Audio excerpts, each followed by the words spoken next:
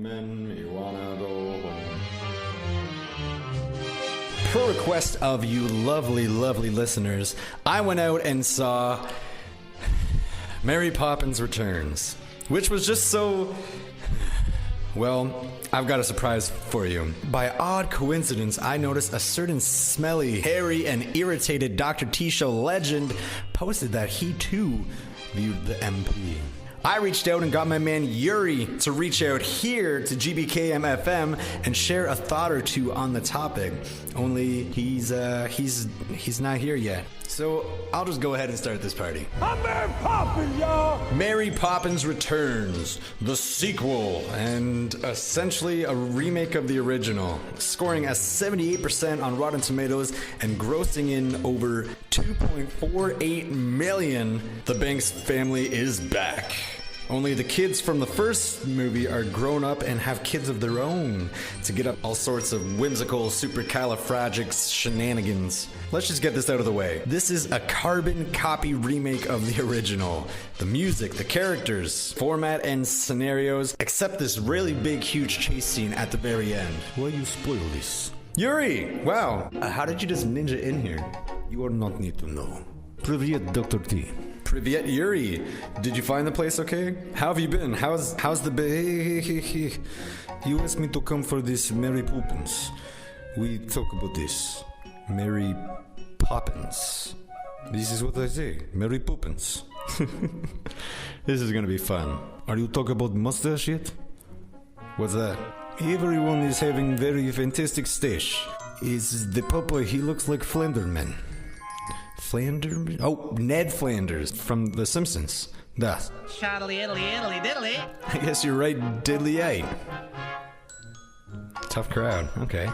But yes, the father played by Ben Whishaw, or Wishaw, was the boy from the original movie and has 3 children of his own now. Annabelle, John, and Charlie, to which I found to be rather annoying and bland. The child actors, that is. I couldn't help but expect a menacing clown to pop up from the sewer and say, "Hiya, Georgie," during the opening kite-flying Wendy scene there. And you're looking at me very confused, Yuri. What are you talking about? The opening scene from IT. The boat floats down the sewer, Pennywise the clown pops up and bites a little boy's arm off. I have not seen this, no. What? Well, you should. It's a classic that's been remade as well. No, he's okay. I believe you. Okay then, where was I? So all the already British actors seem to have exaggerated their accents further, to a point where it was hard to take it seriously. Speaking of Firths and laughing at, but not with, Colin Firth as a villainous business banker was rather giggle-inducing. LOL. Exactly, Yuri. Exactly. LOL. And yet, Emily Blunt, for the most part, was great and pretty believable as Mary Poppins. But again, I found she was constantly stuck in the role of trying too hard to emulate Julie Andrews, which is, I guess, was the point of casting her. Yet why are you complaining if she's supposed to be like First Poopins? I don't know, she was too fun, too endearing, which, don't get me wrong, is great, but Poopins needs to be more, stern, or, I don't know, I guess.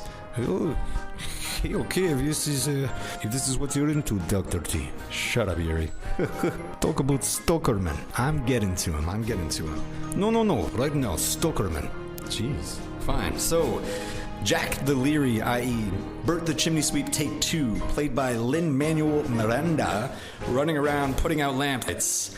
And for myself, I personally deemed the true underlining villain of the story. Every scene, every set, which I'll get to in a minute, these kids stroll through, he found a way to somehow randomly and creepily pop up, unannounced. May it be, let's say, some bushes behind a corner, and even throwing up his ladder to the children's window at night to pop his head in and give his 2 cents, leaving me to dub him Jack the Eerie Leering Leary. Backtracking a bit to Bert, the quote-unquote Jack from the original flick, you could say, played by Dick Van Dyke. Well, old Dickie has a surprise cameo as well. What? No comment, Yuri? On what? Oh, never mind. Segueing from this, is it a PG-13 movie for Disney? No. Well, it should be. With the amount of double entendres, sexual references, and humor, which was for sure added for the poor parents who were dragged out into the theater and fought the urge to sleep. And the one big eye-opener that kept me interested somewhat was the vast and glorious sets, both CGI and practical. The CGI I found to be very believable and possibly the best overall feature of this feature, but was only for a chock full of scenes. When it came to mixing animation or cartoons with the live action characters though, the effects kind of fell apart. Yeah, but I like these cartoons. I bet you did, big guy. Yuri, how rude. What did you enjoy in this remake? I mean, sequel. I tell you this already, I like mustache. That's all? That's all that stuck out to you? Duh, mustaches in the cartoons.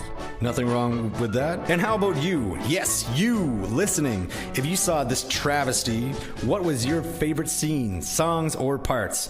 Let me know on my wall, Facebook/Dr. T Show, SoundCloud, Dr. T Show 2, which is a good place to wrap this up. I just wish we could have seen this together here. You pay me to go see this. Let's stay this way. Oh, you. I'll get you to come around someday. Speaking of which, why don't you stop by again? Soon. Maybe. For now, I say do svidania. Which is? Bye. A man of many words, and I'm sure you want to hear more. So again, let me know on my wall, on my SoundCloud, what movie would you want Yuri to review with me? Mary Poopins. I'd give it a 4 out of 10. Check it out if you just check it out if you dare.